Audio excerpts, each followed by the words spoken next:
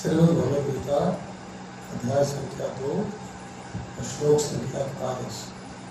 मूल तो था कि आगे काफ़ी सारे श्लोक करें और मन में ये विचार आया कि आज एक श्लोक की चर्चा करके भगवद गीता को विराम देंगे। तो बचा हुआ समय है उसमें मुझे आपसे राय करनी है कि पुरुषोत्तम मास के बारे में आप जानना चाहते हैं, चातुर्मास्य के बारे में जानना चाहते हैं। कितने लोग जानना चाहते हैं? हाथ खड़ा करें कि पुरुषोत्तम मास क्या होता है और चातुर्मास्य क्या होता है और दोनों का महत्व क्या है और दोनों को कैसे सेलिब्रेट करना चाहिए, दोनों को कैसे सेलिब्रेट करना चाहिए, इसकी चर्चा करेंगे। ठीक है? एग्रीड? किसी को ऑब्जेक्शन तो नहीं है? 41वां श्लोक करते हैं। व्यवसाय आत्मिका बुद्धि, बोलिए, व्यवसाय आत्मिका बुद्धि एका इह कुरु नंदना बहुशाखा ही अनंता च बुद्धया अव्यवसायिनाम। इसका शब्दार्थ पढ़ता हूँ, मेरे पीछे दोहराइएगा फिर। व्यवसाय आत्मिका, बोलिए, कृष्ण भावनामृत में स्थिर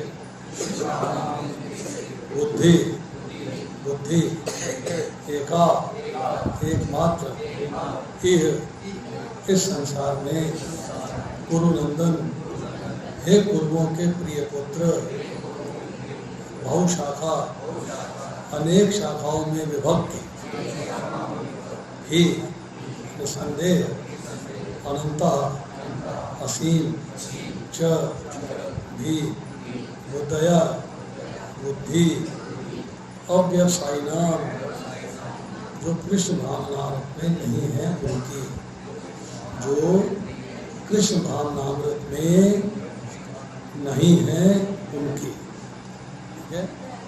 इसका अनुवाद करता हूँ, मेरे पीछे दोहराइएगा जोर जोर से। जो इस मार्ग पर चलते हैं वे प्रयोजन में दृढ़ रहते हैं और उनका लक्ष्य भी एक होता है। हे कुरुनंदन, जो दृढ़ प्रतिज्ञ नहीं है उनकी बुद्धि अनेक शाखाओं में विभक्त रहती है। बहुत ही सुंदर श्लोक है। ये बता रहा है डिफरेंस, फर्क कृष्ण भावना भावित भक्तों में और जो कृष्ण भावना भावित नहीं है उनमें, दोनों में फर्क यहाँ बताया गया है। इसका मैं तात्पर्य पढ़ता हूँ, आप ध्यानपूर्वक सुनिएगा। ये दृढ़ श्रद्धा कि कृष्ण भावनामृत द्वारा मनुष्य जीवन की सर्वोच्च सिद्धि प्राप्त कर सकेगा, यह सात्विका बुद्धि कहलाती है। चैतन्य चरितामृत में मध्य लीला के 22वें अध्याय के 62वें प्यार में कहा गया है, श्रद्धा शब्दे विश्वास कहे सुदृढ़ निश्चय, कृष्ण भक्ति कहले सर्व कर्म कृत है। श्रद्धा का अर्थ है किसी अलौकिक वस्तु में अटूट विश्वास। जब कोई कृष्ण भावना मार्ग के कार्यों में लगा रहता है, उसे परिवार, मानवता, राष्ट्रीयता से वैध का कार्य करने की आवश्यकता नहीं होती, बंद कर कार्य करने की आवश्यकता नहीं होती। पूर्व में किए गए शुभ अशुभ कर्मों के फल ही उसके सकाम कर्मों में लगाते हैं। जब कोई कृष्ण भावनामृत में संलग्न हो, उसे अपने कार्यों के शुभ फल के लिए प्रयत्नशील नहीं रहना चाहिए। जब कोई कृष्ण भावनामृत में लीन होता है, उसके सारे कार्य आध्यात्मिक स्थल पर होते हैं, आध्यात्मिक धरातल पे होते हैं, क्योंकि उनमें अच्छे तथा बुरे का द्वैत नहीं रह जाता। कृष्ण भावनामृत की सर्वोच्च सिद्धि देहात्म बुद्धि का त्याग है। कृष्ण भावनामृत की प्रगति के साथ क्रमशः ये अवस्था प्राप्त की जा सकती है। ये मैंने एक पैराग्राफ पढ़ा है, अब इसकी चर्चा करते हैं, इसके बाद फिर नेक्स्ट पैराग्राफ पढ़ेंगे। पिछले श्लोक में कहा गया कि जो भक्ति के मार्ग में चलता है उस भक्ति के मार्ग का ह्रास नहीं होता, कर्म बंधन से मुक्त हो जाता है, इसके उपकरण का नाश नहीं होता है, इसका उल्टा फल भी नहीं होता है। थोड़ा सा किया हुआ अनुष्ठान जो है आपको महान भाई से रक्षा करने वाला होता है। अब यहाँ उस अनुष्ठान की चर्चा हो रही है। व्यवसाय क्या है आपका? व्यवसाय का मतलब होता है बिजनेस। यही बोलते हैं ना बिजनेस। आपका क्या बिजनेस है? आपका क्या व्यवसाय है? अगर मैं आपसे ये पूछूं कि आपका व्यवसाय क्या है, तो आपका उत्तर होना चाहिए मेरा व्यवसाय है कृष्ण प्रेम को प्राप्त करना। मेरा व्यवसाय है, मैं क्या बिजनेस करता हूँ? मेरा बिजनेस है कृष्ण प्रेम को प्राप्त करना। भौतिक संसार में मैं जो कार्य कर रहा हूँ उसको बिजनेस में इस बिजनेस से कोरिलेट नहीं करता, इसके मुकाबले में नहीं करता। मेरा व्यवसाय है कृष्ण भावनामृत में प्रोग्रेस करना। मेरा व्यवसाय है कृष्ण भावनामृत में प्रोग्रेस करके भगवान का प्रेम प्राप्त करना। That is my business. मुझे याद है बहुत अच्छे तरीके से, इंटरनेट के माध्यम से मेरे पास 6000 से ज़्यादा लोग हैं। उनमें से एक लड़की का मेरे को मैसेज आया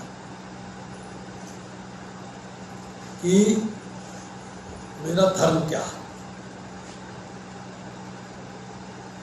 मैं मंदिर जाती हूँ, इस्कॉन टेम्पल जाती हूँ, कथा सुनती हूँ, चर्चा करती हूँ, मुझे कन्फ्यूजन आ गया है दूसरे अध्याय के 7वें श्लोक से, अर्पण दोषो अर्पत स्वभावा पिछामी त्वाम धर्म सम्मूढ़ चेता। मेरा धर्म क्या है?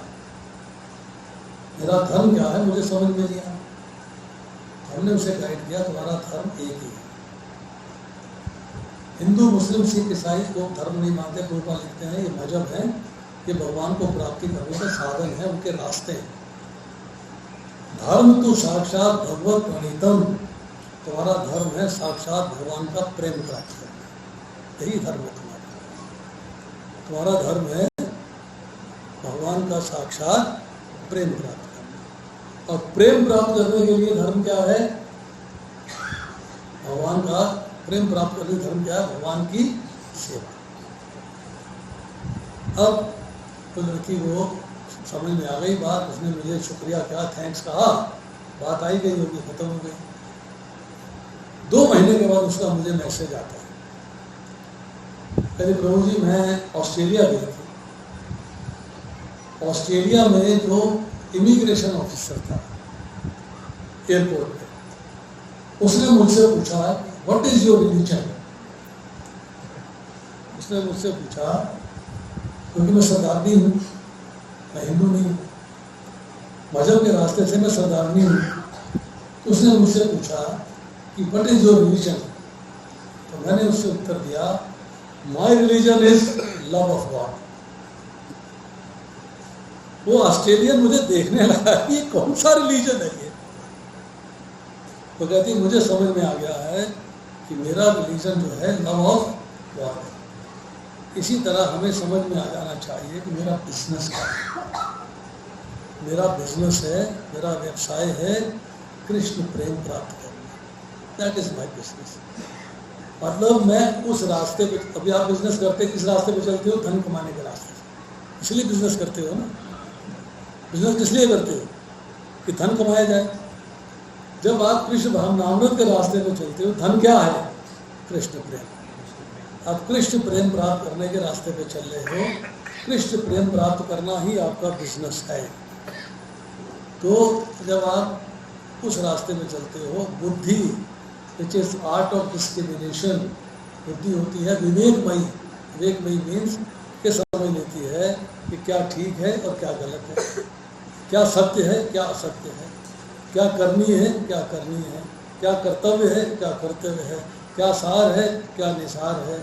जब बुद्धि डिफ्रेंशिएट कर लेती है, फर्क कर लेती है कि क्या ठीक है क्या गलत है, तो उसने फैसला किया बुद्धि ने कि कृष्ण भावनामृत में प्रोग्रेस करना ही ठीक है, कृष्ण प्रेम को प्राप्त करना ही ठीक है, क्योंकि कृष्ण प्रेम प्राप्त किए बिना आप कृष्ण के धाम में जा नहीं सकते। और कृष्ण के धाम में जो चला जाता है वो लौट कर इस संसार में नहीं आता, तो लौट कर नहीं आता। ये भगवान बात कह रहे हैं 15वें अध्याय के अंदर, न तद्भासते सूर्यो न शशांको न पर्वतो यद गत्वा हि निवर्तन्ते तद्धाम परमं मम, कि मेरे धाम में क्या वो ठीक लौट कर संसार में ब्रह्म भवना लोका पुनर्वर्तन माम उपेत्या तो पहुँचे पुनर्जन्मना विद्यते।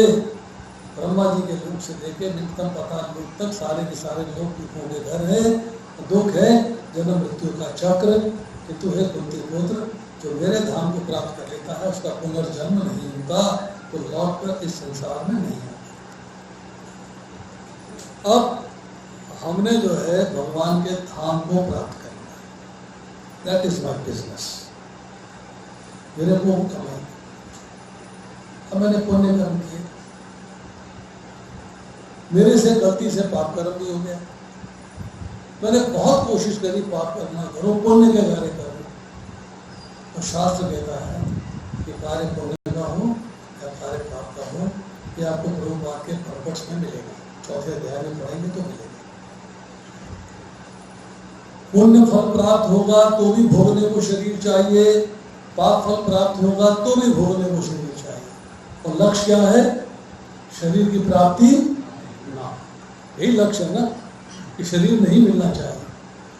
शरीर मिलेगा तो कर्म होंगे, कर्म होंगे तो बंधन होगा, बंधन होगा तो मुक्ति नहीं होगी, अर्थात आप फंस गए उसी चक्र में, उसी साइकिल में घूमते जा रहे। तो यहाँ कही जा रही है कि कृष्ण भावनामृत में श्रद्धा रखना वेरी वेरी एसेंशियल, और श्रद्धा भी कैसी? निष्ठा। निष्ठा मतलब अटूट विश्वास, वो विश्वास जिससे आपको कोई विचलित न कर सके। फिर आपको समझ में आएगा कि मुझे सकाम कर्मों में नहीं लगना है, मुझे कैसे कर्म करने हैं, जो भगवान दूसरे अध्याय के 39वें श्लोक में बता चुके हैं। मैं तुझे निष्काम भाव से कर्म करना बता रहा हूँ, उसे सुनो। यदि तुम ऐसे ज्ञान से कर्म करोगे तो कर्म के बंधन से मुक्त हो जाओगे। कर्म करना है निष्काम भाव से, और अपने कर्मों के द्वारा अपने आप को भगवान के साथ जोड़ना, जोड़े बगैर गुजारा नहीं। जब भी आपको शरीर प्राप्त होगा तो आप वो शरीर की प्राप्ति के बाद कर्मों के जाल में फंसते चले जाओगे। तो व्यवसाय क्या हो गया? कृष्ण प्रेम। बुद्धि ने फैसला कर लिया रास्ता ये है, और मैंने उस रास्ते पे चलना शुरू कर दिया। तब मुझे अच्छे और बुरे का फर्क दिखाई देना बंद हो गया, क्योंकि मैं काम ही सारे कृष्ण के लिए कर रहा, अपने लिए तो कुछ कर ही नहीं रहा, ना अच्छा ना बुरा। 4वें अध्याय के 18वें श्लोक में चर्चा करेंगे।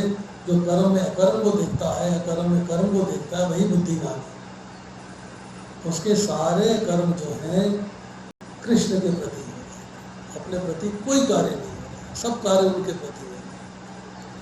तो इसलिए जो है यहाँ कहा जा रहा है कि जब कृष्ण भावनामृत में आप प्रगति करते हो तो स्वतः आपकी बुद्धि जो है जब सात्विकता होती जाती है, और आप कृष्ण प्रेम प्राप्त करने के रास्ते पे अग्रसर होते हो, बढ़ते चले जाते हो। आगे क्या लिखते हैं प्रभुपाद? कृष्ण भावना भावित व्यक्ति का दृढ़ निश्चय ज्ञान पर आधारित है।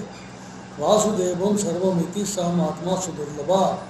कृष्ण भावना भावित व्यक्ति अत्यंत दुर्लभ जीव है, जो भली भांति जानता है कि वासुदेव या कृष्ण समस्त प्रकट कारणों के मूल कारण है। जिस प्रकार वृक्ष की जड़ खींचने पर स्वतः ही पत्तियों और टहनियों में जल पहुँच जाता है, उसी तरह कृष्ण भावना भावित होने पर मनुष्य प्रत्येक प्राणी की अर्थात अपने परिवार की, समाज की, मानवता की सर्वोच्च सेवा कर सकता है। यदि मनुष्य के कर्मों से कृष्ण प्रसन्न हो जाए तो प्रत्येक व्यक्ति संतुष्ट हो पाए। संतुष्टि कब मिलेगी? सेटिस्फैक्शन कब मिलेगा? संतोष कब मिलेगा? आप नौकरी करते हैं, आपका बॉस है, मालिक है, एम्प्लॉयर है, जनरल मैनेजर है, जब वो खुश होगा आप सेटिस्फाइड। सही होता है ना। तो बॉस ही खुश ना हुआ तो मैं कहाँ से खुश हो जाऊंगा। मुझे कार्य करना है कंपनी के लिए, तो कंपनी का जो मालिक है उसको तो खुश होना चाहिए ना। हमारी कंपनी के मालिक कौन है? कृष्ण। जब तक वो प्रसन्न नहीं होंगे हमको संतुष्टि नहीं होगी। हमको संतुष्टि कब होगी? जब वो प्रसन्न हो जाएंगे। तो जो भी कार्य करना है उनकी प्रसन्नता करें। प्रभुपाद जी कोट कर रहे हैं, वासुदेवम सर्वमिति स महात्मा सुदुर्लभा। महात्मा की चर्चा हो रही है, जो महान आत्मा है। वो क्या समझता है? सब कारणों के परम कारण भगवान कृष्ण हैं। तत्व जानता है, जन्म कर्म एवं योगिति तत्वता। तत्व की बात क्या है? कि कृष्ण ही भगवान है, ये तत्व है। आत्मबोधि में लिखा है, ब्रह्मण्यो देव की पुत्र है, ब्रह्मण्यो मधुसूदन है, ब्रह्मण्यो पुंडरीकाक्ष है, ब्रह्मण्यो विष्णु है। कि देव की पुत्र ही ब्रह्म है, अर्थात देव की पुत्र ही भगवान है। जिन्होंने मधु नामक असुर का वध किया है वही भगवान, वही ब्रह्म है। जिनकी आंखें पुंडरीकाक्ष, अक्ष अक्ष मतलब आंख, जिनकी आंखें कमल की पंखुड़ियों के समान है वही ब्रह्म है। और जो अपनी स्थिति से कभी चूकते नहीं, कभी गिरते नहीं, और भक्तों की रक्षा करने से कभी चूकते नहीं, वही ब्रह्म है। अर्थात कृष्ण के अंदर ही सारे गुण हैं, इसलिए कृष्ण ही ब्रह्म है और ब्रह्म ही कृष्ण। ये बात जिसको समझ में आ गई उसने भगवान को तत्व से जान लिया। तत्व पता लग गया कि तत्व क्या है। तो सब महात्मा सुदुर्लभा वासुदेवम सर्वमिति। सब कुछ वासुदेव है। उत्पत्ति होने से होती है, पालन पोषण उनके द्वारा होता है, और प्रलय जब होती है तो सारे जीव, सूक्ष्म इंद्रियां, कर्म फल, मन बुद्धि अहंकार सहित उनके शरीर में प्रवेश कर जाते हैं महाविष्णु के रूप। कैसे समझे? सब कुछ भगवान है, सब कुछ भगवान है, कैसे समझे? आप एक बर्फ का घड़ा बनाइए, बर्फ का, उसमें पानी भरिए, उसको तालाब में छोड़ दीजिए, तालाब में पानी है, घड़ा पानी का बना हुआ, घड़े के अंदर भी मतलब सब कुछ। सृष्टि की रचना करने वाले, सृष्टि का पालन करने वाले, सृष्टि का संहार करने वाले, सब के सब जो है कृष्ण है।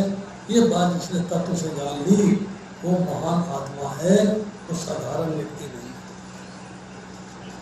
इसके बाद प्रभा लिखते हैं, किंतु कृष्ण भावनाविक सेवा गुरु के समर्थ निर्देशन नहीं हो पाती है, क्योंकि कृष्ण गुरु का प्रमाणिक प्रतिनिधि होता है। जो शिष्य के स्वभाव से परिचित होता है उसे कृष्ण भावनाविक की दिशा में कार्य करने के लिए मार्ग दिखा सकता है। अतः कृष्ण भावनाविक में दक्ष होने के लिए मनुष्य को दृढ़ता से कर्म करना होगा, कृष्ण के प्रतिनिधि की आज्ञा का पालन करना होगा, उसे गुरु के उपदेशों को जीवन का लक्ष्य मान लेना होगा।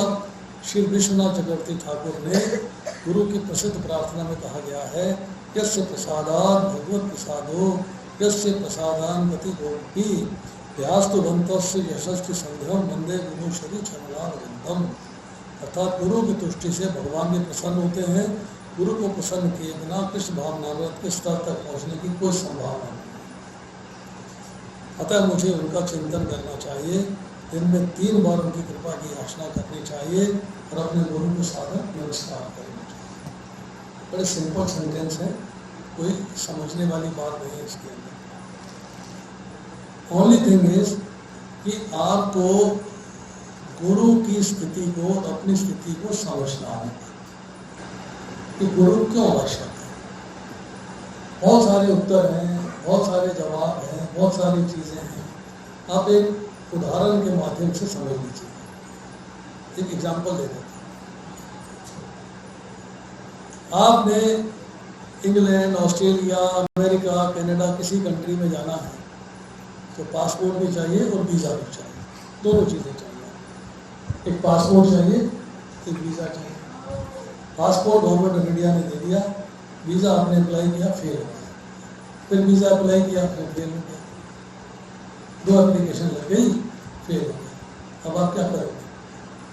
फंस गए, छोड़ा ही आए, वीजा नहीं लग रहा, अरे एजेंट पे चल, एजेंट लगवा देता है वीजा, एजेंट को देंगे। एजेंट ने कहा कि आपके फॉर्म में ये गलतियां थी, आपने अपनी मर्जी से फॉर्म भरा, अपने मन से फॉर्म भरा, आपको किसी की गाइडेंस नहीं मिली, ये गलतियां थी, इन गलतियों को सुधार देते हैं और वीज़ा अप्लाई कर देते हैं, आपको उसके बाद वीज़ा मिल जाता है। आपने भगवान के धाम जाना है, आप अपनी मर्जी से कार्य कर रहे हो, मर्जी से कार्य कर रहे हो। हम कहते हैं कि आपको एजेंट के पास जाना चाहिए। एजेंट कौन है? गुरु। तो भगवान का प्रामाणिक प्रतिनिधि है, एजेंट है वो आपको बताएंगे कि आपने क्या क्या गलतियां की हैं और क्या क्या गलतियां आप कर रहे हो, तो गलतियों को सुधारो, धाम जाने का वीज़ा मिल जाए। इसलिए गुरु की अत्यधिक आवश्यकता है, आपको सही रास्ता, सही मार्ग दिखाने के लिए, सही रास्ता बताने के लिए। किंतु यह संपूर्ण पद्धति देहात्म बुद्धि से सैद्धांतिक रूप में नहीं वरना व्यवहारिक रूप में आत्मज्ञान पर निर्भर करती है। साइंस ऑफ सेल्फ रियलाइजेशन, आपको अपने बारे में पूर्ण ज्ञान होना चाहिए।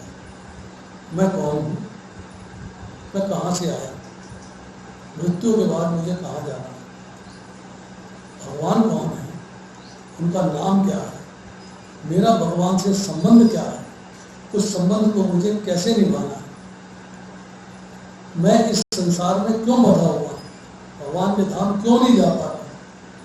अगर मैं कर्म फल से बंधा हूँ तो कर्म क्या है, उसका फल क्या है और बंधन क्या है, और बंधन से छुटकारा पाने का उपाय क्या है। जब तक आप ये ज्ञान प्राप्त नहीं कर लोगे तब तक आप उस मार्ग पे नहीं चलोगे, उस रास्ते पे चलना। तो रास्ते पे चलने के लिए आपको ज्ञान प्राप्ति आवश्यक है। जब सकाम कर्मों से इंद्र तृप्ति की कोई संभावना नहीं रहती, जिनका मन दृढ़ नहीं है, वही विभिन्न सकाम कर्मों की ओर आकर्षित होता है। मतलब अगर आपने फिक्स कर लिया, निश्चय आपका दृढ़ हो गया, तब आपको जो है सकाम कर्म आकर्षित नहीं करता। अब वो दृढ़ निश्चय कब होगा? when, कब होगा दृढ़ निश्चय? दृढ़ निश्चय होगा जब अपने मन को आप संसार के राग और द्वेष से हटा देंगे। राग मीन्स अटैचमेंट, द्वेष मीन्स घृणा। सांसारिक वस्तुओं के प्रति जो आपका आकर्षण है, जब तक आप उसे काम नहीं करेंगे, उसे नहीं हटाएंगे, संसारिक व्यक्तियों से, संसारिक वस्तुओं से जो आपकी घृणा है, जो चीज़ भगवान की सेवा में प्रयुक्त होती है उससे आपका आकर्षण होना चाहिए, और जो वस्तु भगवान की सेवा में प्रयुक्त नहीं होती है उससे घृणा करना चाहिए। पर आप जो है राग और द्वेष को हटा नहीं पा रहे। ये सातवां बुद्धि कब होगी? जब आपने भगवान को प्राप्त करने का दृढ़ निश्चय कर लिया है। Yes I have to get him, yes I have to get Krishna prema, yes I have to go to his abode, मुझे मुक्ति प्राप्त करनी है, वो दृढ़ता आप में आनी चाहिए। अब बुद्धि अनंत शाखाओं में क्यों बढ़ती है? क्योंकि आपकी कामनाएं अनंत हैं। 16 सोमवार रख लो, ये मिल जाए, 40 शुक्र रख लो, ये मिल जाएगा, बृहस्पतिवार को केले पे जल चढ़ा दूँ, ये मिल जाएगा, शनिवार की पूजा कर दूँ, कोकिला वन चले जाऊँ, ये मिल जाएगा। मतलब आपकी बुद्धि जो है भौतिक सुख ऐश्वर्य प्राप्त करने के लिए अनेक शाखाओं में पड़ जाती है। ये कर लूँ, ये कर लूँ। इसकी चर्चा अब 42वें से 44वें श्लोक में आएगी, जो अगली बार करेंगे। आपकी बुद्धि एक है, आपने पता है बुद्धि, 10 मंत्र आपको लोग बताएंगे। आपने गुरु से पूछा, गुरु जी मुझे कौन सा मंत्र करना चाहिए? ने कहा हरे कृष्णा कृष्णा कृष्णा हरे हरे, हरे राम राम राम हरे हरे। फिक्स हो गया। कोई कहता है नहीं नहीं, ओम नमो भगवते वासुदेवाय करो, तो ओम नमो शिवाय करो, तो ओम नमो कृष्णाय, ओम नमो, अलग अलग मंत्र लोग बताते हैं। बुद्धि भौतिक संसार से आकर्षित हो गए, उस मंत्र के पीछे चल पड़ती है। That you have to take care. तो जब आप जो है अलग अलग तरीके से यज्ञ करते हो, अलग अलग तरीके से बुद्धि का प्रयोग करते हो, तो क्या होता है कि आपकी बुद्धि जो है वो स्थिर नहीं हो पाती, वो फिक्स नहीं हो पाती। इस श्लोक में इतना ही। थोड़ी सी चर्चा करते हैं पुरुषोत्तम मास के बारे में। जो परसों से शुरू हो रहा है, ठीक है, चातुर्मास से आरंभ हो चुका है। ऐसे टॉपिक दोनों मिला के 1 घंटे से ज़्यादा के हैं और टाइम बचा मेरे पास सिर्फ 20 मिनट 20 मिनट में एक ही कार्य हो पाएगा, पर चलो कोशिश करते हैं, जो भी हो जाए वही अच्छा।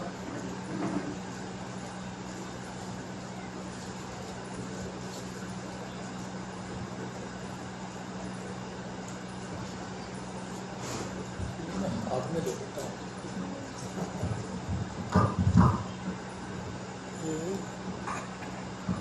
आवाज कम आई।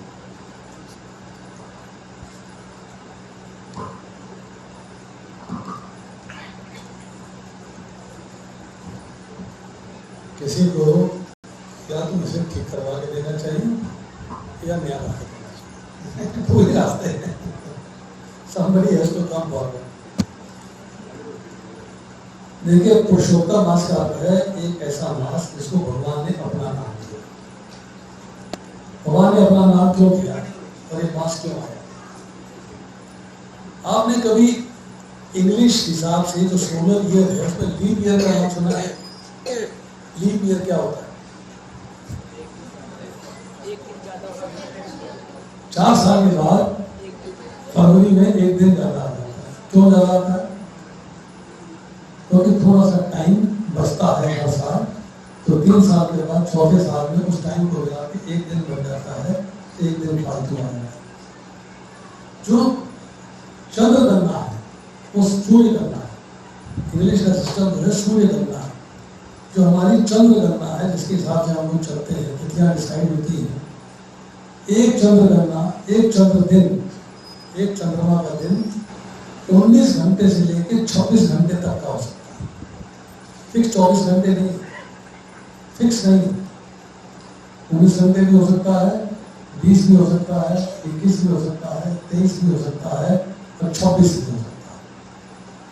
तो एवरेज जो है एक चंद्र दिन जो है 23 घंटे 37 मिनट और 28 सेकंड का होता है। एक महीना जो है चंद्र गणना के हिसाब से 29 दिन और 0.5305 दिन का होता है। 29.5305 डेज, 29.5 कर लीजिए, अप्रॉक्सीमेटली 29.5 दिन।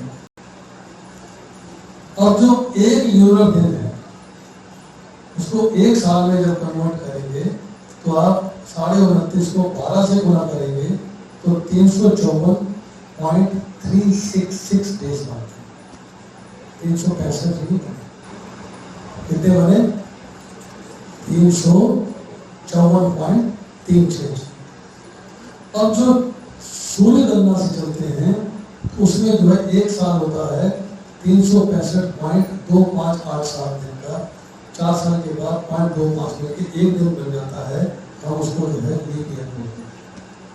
परंतु जो सोलर है उसमें और जो ल्यूनर चंद्र गणना के हिसाब से फर्क पड़ता है 10 दिन 23 घंटे और 35 मिनट 16 सेकेंड। मतलब अप्रॉक्सीमेटली 10 दिन और 21 घंटे का फर्क पड़ता है। ये फर्क कहाँ कैलकुलेट करोगे, कहाँ डालोगे, किस में डालोगे, कैसे एडजस्ट करोगे? तो जब 3 साल बीत जाते हैं तो 10 दिन 21 घंटे जो है ऑटोमेटिकली 30 दिन जाता है, 30 डेज में जाता है। तो अब 30 डेज को एडजस्ट करने के लिए 1 महीना फालतू बनाएंगे। अब ये जो है एक समस्या पैदा हो। समस्या क्या है? शास्त्र के अंदर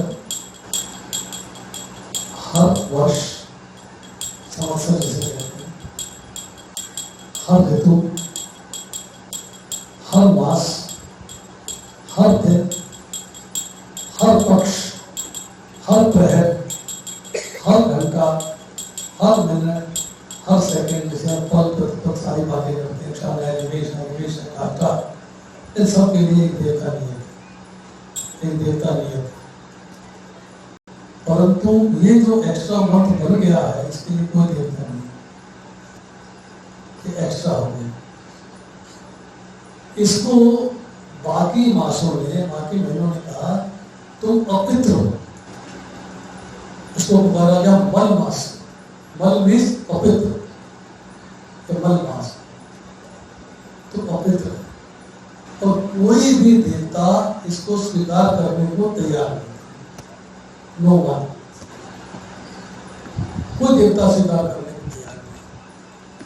अब मल मास कहता है, पुरुषोत्तम मास कहता है कि मेरा क्या होगा, मैं कहाँ जाऊं, कोई देवता तो मेरा स्वामित्व ले, कोई तो मेरे साथ चले, कोई तो मेरा साथ दे, कोई तो मेरे को धारण करे, कोई तो मेरा स्वामी बने, तो कोई नहीं। तो जो अधिक मास बोला गया, उस अधिक मास मल मास, वो जो है ल्यूनर ईयर में जो हमारे महीने आ रहे थे, 12 महीनों में 13वां महीना काउंट कर दिया, 30 मंथ हो गया। तो वशिष्ठ मुनि की जो वशिष्ठ सिद्धांत है वो बताता है कि अधिक मास या मल मास जो है वो हर 32 महीने 16 दिन 8 घड़ी का होता है। इतना लंबा होता है। अब मल मास जो है प्रत्येक देवता के पास जाता है, मुझसे कहता है कि आप मेरा स्वामित्व लीजिएगा, मैं आपके अंडर रहना चाहता हूँ, आप मेरे मालिक बनिएगा। तो उन्होंने कहा कि वी आर सॉरी, हम आपको स्वीकार नहीं। तो फालतू, अधिक मास में अधिक मतलब फालतू, तुम फालतू, चाहे वो ऋतु का था, चाहे वो मास का था, चाहे वो अयन का था, चाहे वो 12 महीनों के 12 देवता थे, चाहे वो 2 पक्षों के देवता थे, चाहे वो सप्ताह के देवता थे, चाहे 7 दिन के देवता थे, चाहे वो 8 प्रहर के देवता थे, चाहे 24 घंटों के 24 देवता थे, चाहे 25 घड़ी के 25, 7.5 घड़ी के देवता, जितने भी देवता थे, सब ने मल मास को स्वीकार करने से इनकार किया। और मल मास जो है परेशान होके वो जाता है भगवान कृष्ण के पास और उनको अपनी व्यथा सुनाता है कि मैं क्या करूं, मैं कहाँ जाऊं, मुझे कौन स्वीकार करेगा, आप गाइड करें, यू बी द गाइड, आप रास्ता बताइए कि मेरा स्वामी कौन है। एक पल का भी स्वामी है, एक निमेश का स्वामी है, एक लव का स्वामी है, चुटिका का स्वामी है, वेदा का स्वामी है, उससे लेके अयन तक के स्वामी है, दक्षिणायन का स्वामी है, उत्तरायण का स्वामी है, संवत्सर का स्वामी है। मेरा स्वामी कौन है? बात तो ठीक है, तुम्हारा स्वामी कौन है? ये बात तो समझ में आ रही है। इसका हल क्या है? इसका हल एक ही है कि तुम्हारा स्वामी मैं हूं। तो भगवान कृष्ण ने कहा कि मल मास आज से मल मास नहीं कहलाएगा, अधिक मास भी नहीं कहलाएगा, आज से पुरुषोत्तम मास कहलाएगा, क्योंकि पुरुषों में उत्तम मैं हूं और मैंने तुम्हारा स्वामित्व ग्रहण कर लिया है, इसलिए इस मास को पुरुषोत्तम मास कहा।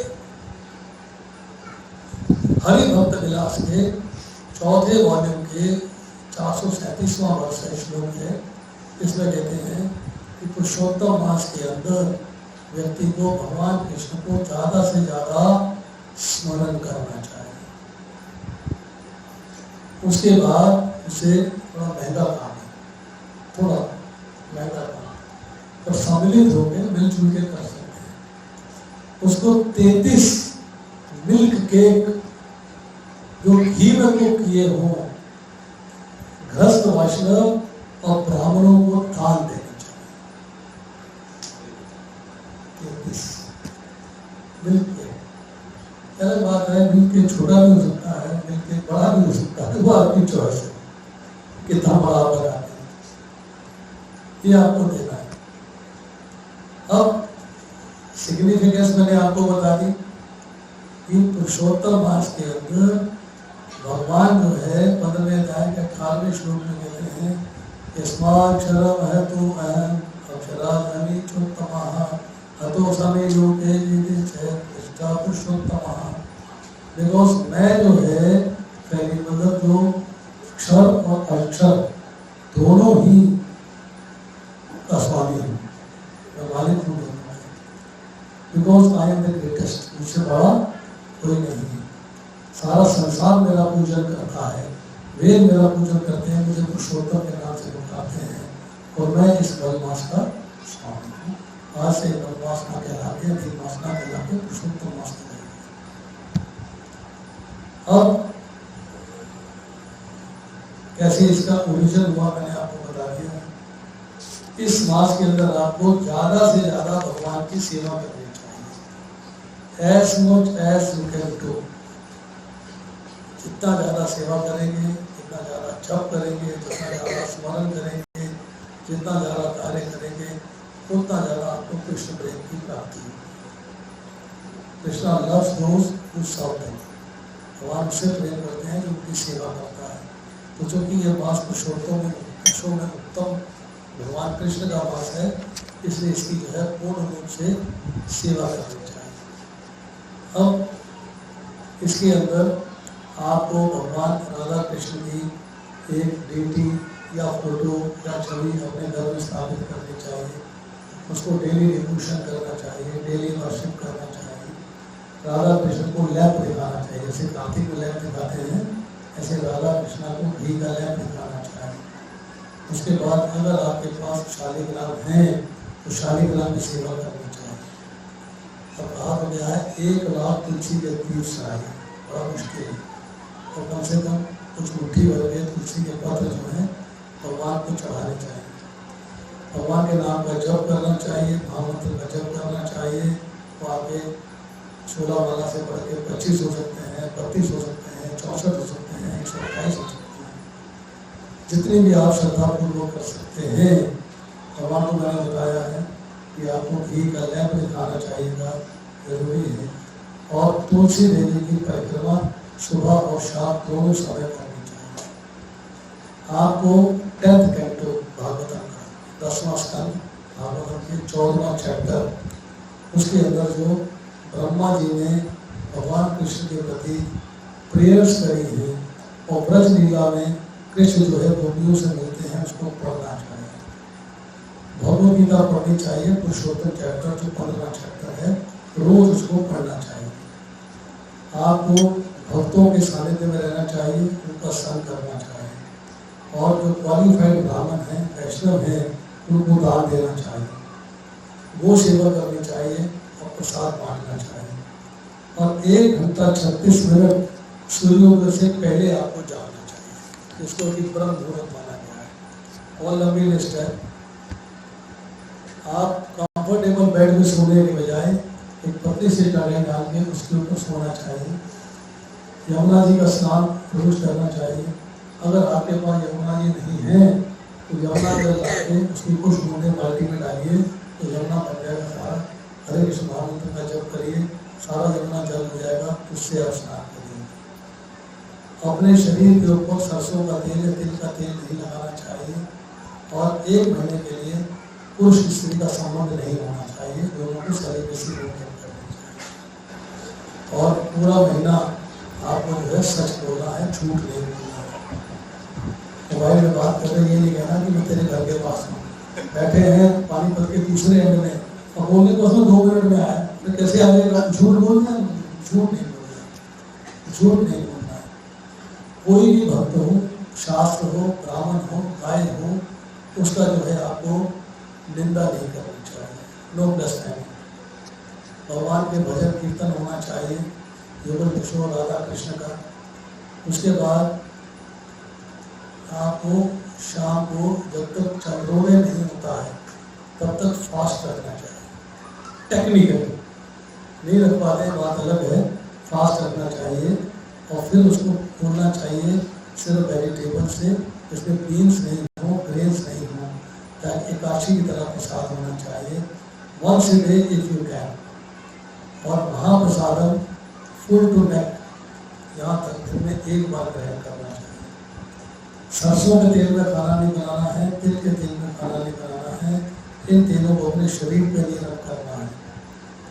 और 3 टाइम मॉर्निंग, दोपहर और रात आपको जो है कौंडिल्य मुनि का मंत्र जपना चाहिए। हरि भक्ति विलास में दिया हुआ है, गोवर्धन धर्म वंदे गोपालन गोकुलाम गोकुला सबलम ईशानाम गोविंदम गोपिका प्रियम। मीन्स इसके बाद इस महीने में आपको बिल्कुल सिंपल ही रहना चाहिए, बहुत ज़्यादा फैशन नहीं, बहुत ज़्यादा ब्यूटी पार्लर्स नहीं, बालों की डाई नहीं, मतलब सिंपल रहना चाहिए।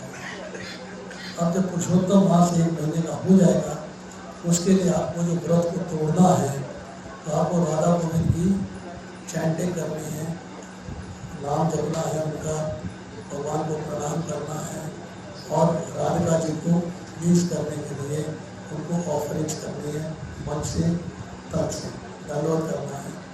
एज ऑफर मैं रिपीटेड नमस्ते जो राधा श्याम सुंदर पुष्पांजलि अर्पित करनी है, राधा श्याम सुंदर को डाउनलोड करना है और 3, 5, 7, 9, 11 ब्राह्मणों को चैरिटी देनी है, जो भी आपकी क्षमता हो, जितना आप अफोर्ड करते हैं। और श्रीमद् भागवतम को किसी क्वालिफाइड वैष्णव को गिफ्ट करना चाहिए जो उसको पढ़ना चाहता है। और उसके बाद अदर रिकमेंडेड गिफ्ट क्या है?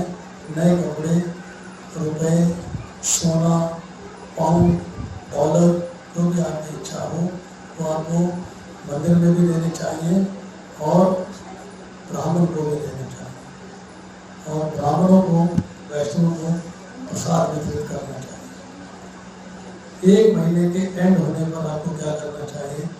नदी में स्नान करना चाहिए। राइस, घी, फ्रूट्स, ऑयल और घी पुरुषोत्तम मास में आपको ब्राह्मणों को चैरिटी में देना चाहिए और आपको पत्तल में खाना चाहिए, थाली या प्लेट में नहीं खाना चाहिए। बाल नहीं काटने चाहिए, आपको नहीं काटना चाहिए। तो ये सारे जो है रूल्स और रेगुलेशंस हैं, इनमें जो भी संभव हो, जो पॉसिबल हो उसको करना चाहिए। सब चीज़ें आप नहीं कर पाएंगे, सब चीज़ें पॉसिबल भी नहीं हैं, परंतु जो भी पॉसिबल हो उन्हें कर पाएंगे। अभी समय है प्रभु,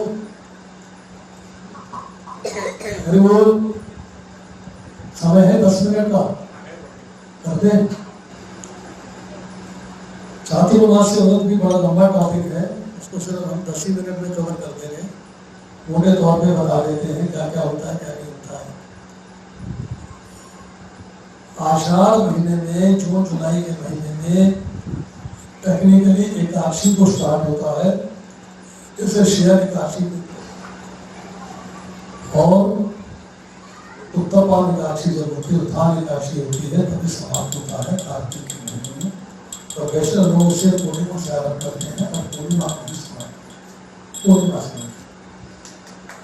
एक 16 चतुर्मास से है। ये कहते हैं कि श्रावण से कार्तिक मान लेते हैं लोग, परंतु जो ल्यूनर चंद्रमास है उसके लिए हमने डेट निकाली, जैसे 3 तारीख से शुरू हुआ था और नवंबर में जाके समाप्त होगा। प्रत्येक व्यक्ति को फॉलो करना चाहिए। चातुर्मास के अंदर क्या होता है मेनली कि सन्यासी जो हैं वो जो ट्रेवल करते रहते हैं, एक स्थान से लेकर दूसरे स्थान तक चलते रहते हैं, भ्रमण करते रहते हैं, वो एक स्थान में जाकर स्थापित हो जाते हैं 4 महीने के लिए। अगर आप इतिहास उठा के देखेंगे, शास्त्र उठा के देखेंगे, तो राम जी ने भी भले पर्वत पे जाके थे चातुर्मास किया, सब चातुर्मास का पालन करते हैं। जो चातुर्मास का पालन नहीं करता है उसके लिए कहते हैं नरक खुला, नरक पे आते हैं। अब एक स्थान से सन्यासी को रहने का लाभ क्या है, तो उससे हमको लाभ क्या है? इनडायरेक्टली हमको भी लाभ कि चातुर्मास के महीने में जब सन्यासी एक ही स्थान में रहते हैं तो वहाँ पर बैठ के कृष्ण भावनाओं का प्रचार करते हैं और हम लोग जो है वहाँ जाकर उनके दर्शन कर सकते हैं, प्रणाम कर सकते हैं, आशीर्वाद ले सकते हैं और कृष्ण भावनाओं में आगे बढ़ने के लिए गाइडेंस ले सकते हैं। हमें पता है सन्यासी वहाँ टिके हुए हैं, हमें ढूंढना नहीं पड़ेगा कि कहाँ भ्रमण कर रहे हैं। तो ये उनका जो है एडवांटेज है कि उस स्थान पर रह के जो है ये भगवान की कृष्णा बुक जो है वो वाले लिखी है, उसके चैप्टर 85 में जहाँ सुभद्रा को किडनैप किया गया है, लॉर्ड कृष्णा ने विजिट किया है शुद्धदेव और भवनाश को, उस चैप्टर में इसकी चर्चा है। अब सीजनल ड्यूटीज क्या है? हरि भक्त विलास में सनातन गोस्वामी लिखते हैं कि सीजनल ड्यूटी है वैष्णवास की, और ये कोई डेफिनेट स्टैंडर्ड्स नहीं है, थोड़े बहुत चेंजेस हो सकते हैं। लॉर्ड चैतन्य ने इन्वाइट किया है, उनको इन्वाइट किया गया है, और चैतन्य चरितामृत में इसकी चर्चा आती है। अंत लीला 12वां अध्याय 62 से 63 श्लोक। अब थोड़ी सी चर्चा आती है इसके अंदर कि डूज एंड डोंट्स, 2-3 मिनट की चर्चा है।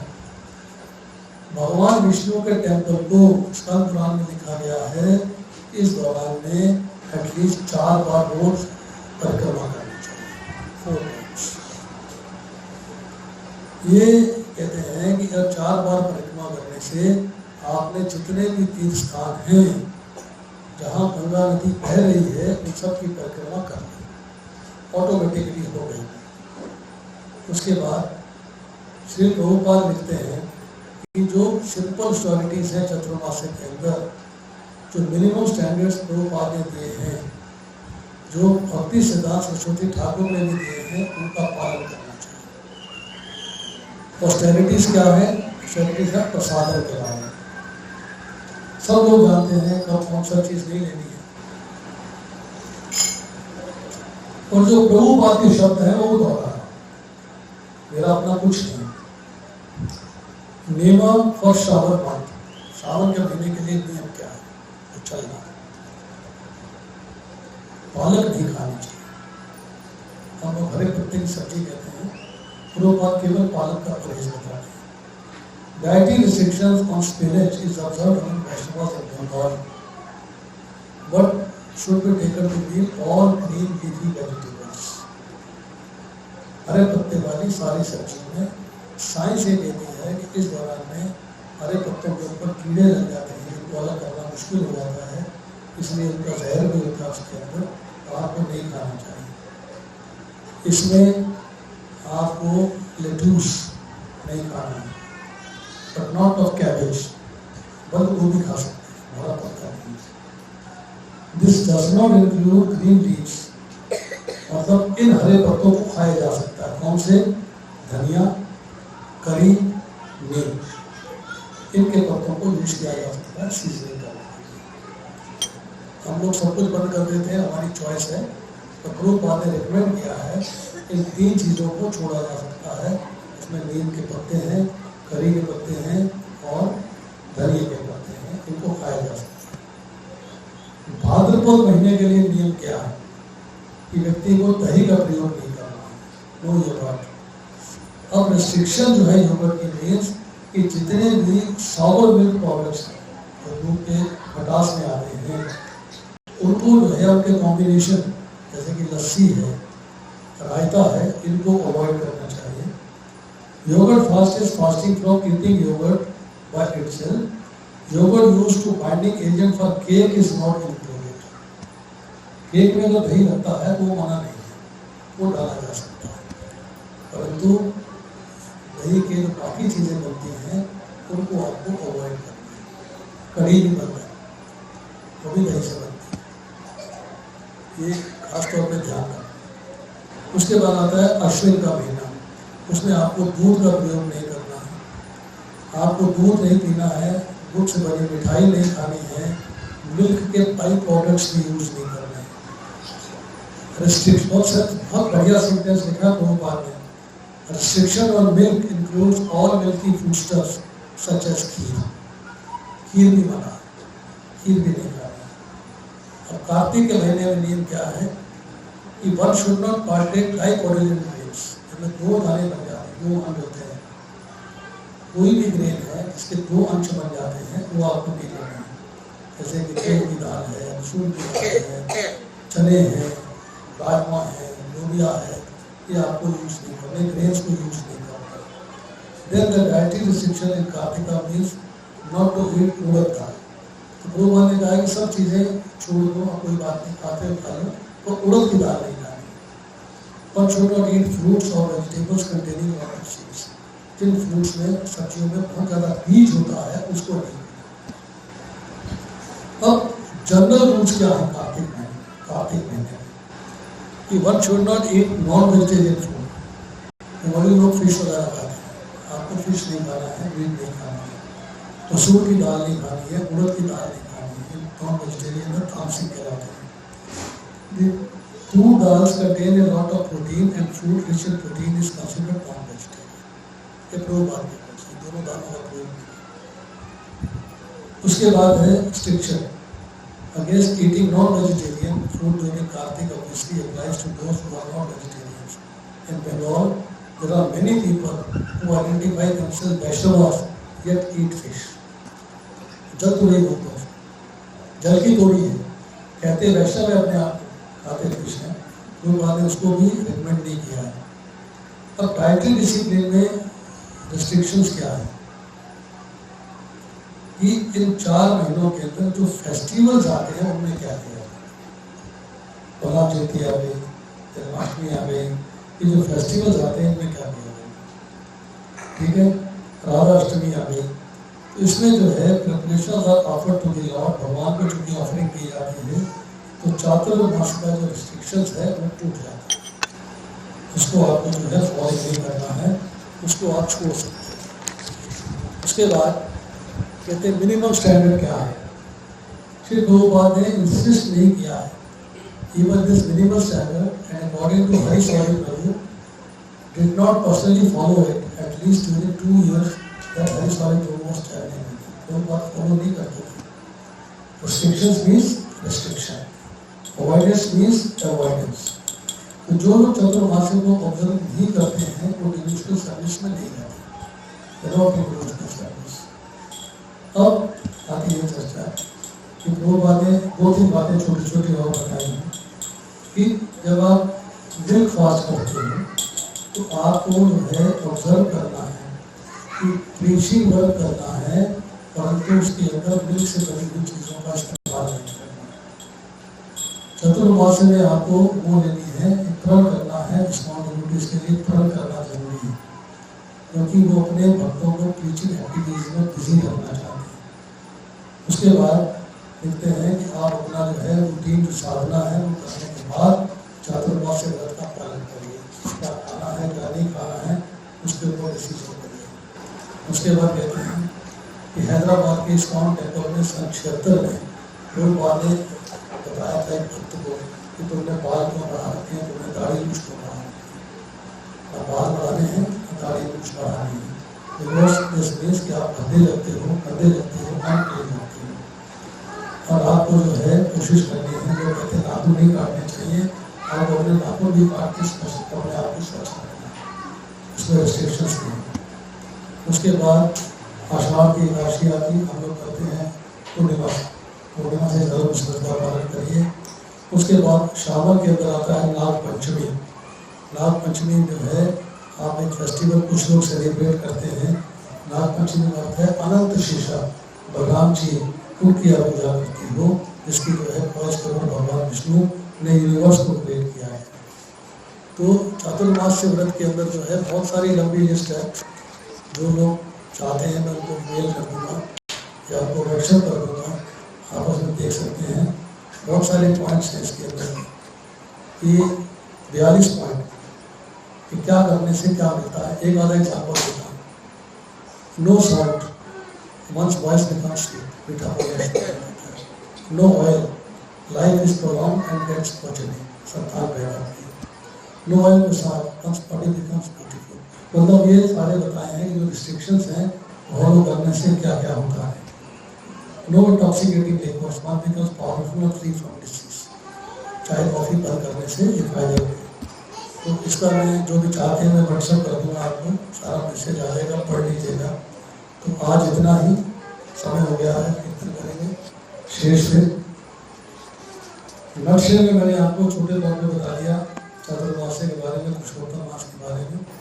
इसके डिटेल्स जो हैं मेरे पास वीडियो लिंक भी है, वीडियो लिंक आपको भेज दूँगा, वीडियो सुन सकते हो, वीडियो देख सकते हो, मैसेज भेज दूँगा लेटर के रूप में। ये सारे पॉइंट्स उसके अंदर लिखे हुए हैं, आप इसको पढ़ सकते हो। You can read it yourself, follow Chaturmasya, follow Purushottam Maas. ये सारे मेरे बनाए हुए नोट्स हैं। सारे नोट्स मैंने बनाए हुए हैं, सारे नोट्स मेरे पास कंप्यूटर में हैं, मेरी फाइल्स में हैं। इट्स ए लॉन्ग प्रोसेस, बड़ा लंबा लगा था टाइम बनाने में। जगह जगह से मैटर इकट्ठा किया, जगह जगह से कंपाइल किया, जगह जगह से उसको इकट्ठा करके बनाया। तो भक्तों के फायदे के लिए है, जो भक्त पढ़ना चाहते हैं इसको पढ़ सकते हैं, जो सुनना चाहते हैं इसको सुन सकते हैं। बहरहाल एक लास्ट अनाउंसमेंट है मेरी तरफ से, जो लोग ऑनलाइन मेरे लेक्चर सुनते हैं उनके लिए एक सूचना है कि नेक्स्ट सैटरडे से, जो शनिवार आने वाला है, मैं पहले 4 अध्याय को 8 सैटरडेज को रिवाइज करूँगा। 4 अध्याय खत्म हो चुके हैं, पहले 8 अध्याय, पहले 4 अध्याय में रिवाइज करूँगा और हर बार कोशिश करके आधा अध्याय रिवाइज करूँगा।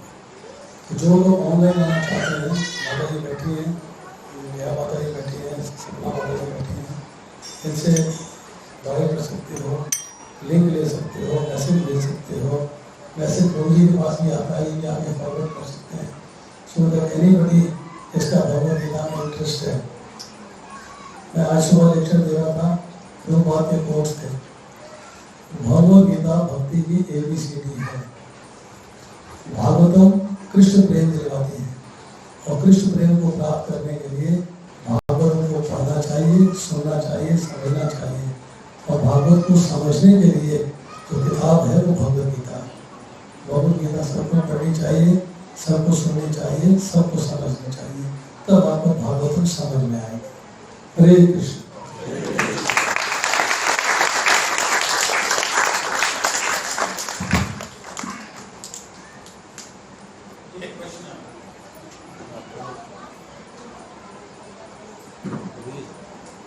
क्वेश्चन कर रहे हैं। प्रश्न। यस प्रभु। जैसे आपने बताया कि पुरुषोत्तम मास के अंदर 15वें अध्याय का हमें डेली अध्ययन करना चाहिए। तुम आगे आते हो, आपकी आवाज क्लियर नहीं। प्रभु जी आपने जैसे बताया कि पुरुषोत्तम मास के हमें अंदर जो है हमें डेली 15वें अध्याय का अध्ययन करना चाहिए। तो प्रभु जी खाली उसके अंदर सिर्फ श्लोक का जो है हमने स्वाध्याय करना है या पूरा डिटेल उसको पूरे चैप्टर को पढ़ना होगा? ये आपकी श्रद्धा और आपके समय पर निर्भर करता है। आपकी श्रद्धा है तो आप पूरा अध्याय पढ़िए, पर्पस पढ़िए। 2 बात के पर्पस हैं, ब्यूटीफुल पर्पस, ब्यूटीफुल व्याख्या दे रखी है। आप अनुवाद पढ़िए, आप ट्रांसलेशन पढ़िए उसका, आप उसके शब्दों का अर्थ पढ़िए, तो आपके समय पर है। अगर आपके पास समय नहीं है तो केवल अनुवाद पढ़ लीजिए। संस्कृत पढ़ना चाहते हैं तो श्लोक भी पढ़ लीजिए। वो आपकी हिम्मत, समय और लियाकत पे है कि आप कितना करना चाहते हैं। Thank you.